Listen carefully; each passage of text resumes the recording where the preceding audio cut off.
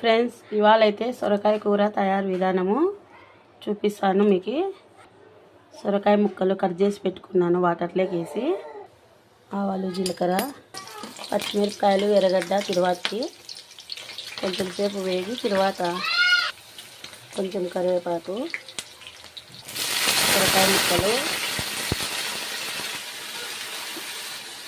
పసుపు, సాల్ట్ కొంచెము, కొద్దిగా కారం పొడి,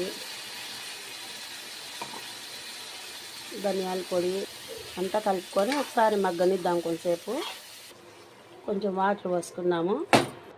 తెల్ల నువ్వులు కొన్ని, పల్లీలు కొన్ని, ఈ రెండు కలిపి మిక్సీ పట్టుకొని సొరకాయ, నువ్వులు, పల్లీలు వేసి కూర తయారీ విధానము పొడి చేసి పెట్టుకున్నాం. ఇట్లా పొడి వేసుకొని కలుపుకున్నాక చూడు కూర రెడీ అయింది. సబ్స్క్రైబ్ చేసుకోండి. ఓకే.